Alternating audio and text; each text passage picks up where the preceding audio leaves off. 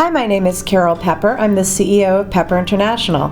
Welcome to Module 2 of my course, How to Create Your Single Family Office. Module 2 is going to focus on creating the proper business plan for your family office.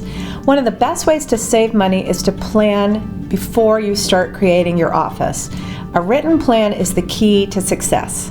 We want to drive the family office business plan from the family vision. So please review Module 1, where we went through a detailed process of how to create the proper family vision. How is a single family office business plan different from other business plans you may have written for companies that you're starting, or business plans that you have reviewed for companies that you'd like to invest in? Well, your family office is a non-profit organization. Its purpose is not to, in and of itself, make a profit. But on the other hand, it's not a cost center either. It's actually the vehicle through which you're going to realize your multi-generational family goals. So how you measure the success of your family office will be a bit different than how you would look at, say, return on equity in a small private business that you're starting. So it's very important to understand that this is probably your most important operation long-term for the success of your family. So we want to go for high quality and we don't want to skimp. Many people say to me, I already have a lot of the services that a single family office would offer me.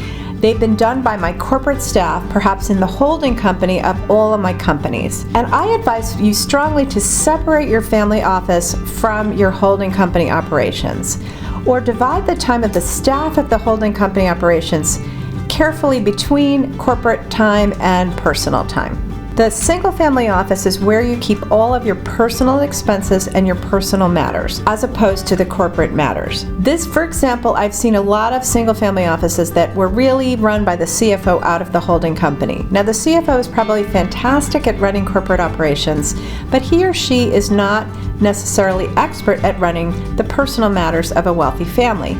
So ideally, you would like to have a separate head for your single family office, perhaps a top accountant that you trust, who runs that single family office and all the personal issues that the family is facing. You also want to keep your personal matters private from the corporate staff. Frankly, they don't need to know what you're spending on your homes or your art collection. Those things are personal, and sometimes it causes disgruntlement with your employees. For example, if you're trying to cost cut at the businesses, but they can find out via the holding company that you're lavishly spending on your own lifestyle, this can cause problems for you in your operations. So it's much better to keep the personal, and keep the corporate. Many families run personal expenses through their holding company, and I strongly advise against doing that for several reasons. First of all, in most countries, if you get audited, the tax authorities will catch you doing this and you'll end up paying a lot of penalties. And it's really not worth it. Now, there are some expenses which are for family members, and if they are executives of companies, of course those are corporate expenses. For example, a car and driver, or security for family members who are also corporate executives. But security for your children on the weekend, repairing your homes, these things are personal, and those expenses should be separated out and put into the single family office. If you plan to do co-investment into, say, some of the operations that you have created, you really need to do this cleanup and create the expense separations before you bring in other investors. It's very awkward for other investors to be looking at the books of the company and see all these personal expenses there.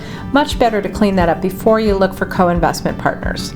Finally, this is a way to increase the security of your operations, because again, the fewer people who know what your family is doing personally, the better it is for you. Here you see a sample table of contents for your family office business plan. You'll notice that we start with an executive summary, then we go through what the mission, vision, and values will be. The governance of the office, for example, to whom does the family office report? Does the family office report to a family council or to a patriarch or matriarch, etc.? That needs to be written down. If there are any external advisory boards to the family office, sometimes people have those, sometimes they don't. You would note that in the governance section. And again, how the single family office is going to interact with operations.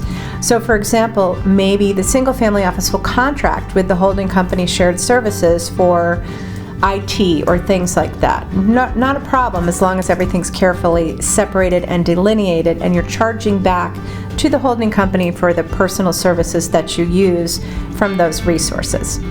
Then you're going to talk about the description of the services that the family office will offer to the family, the staff, which follows from the services, and finally all the other things like real estate, technology, compliance, and then finally, most importantly, the budget.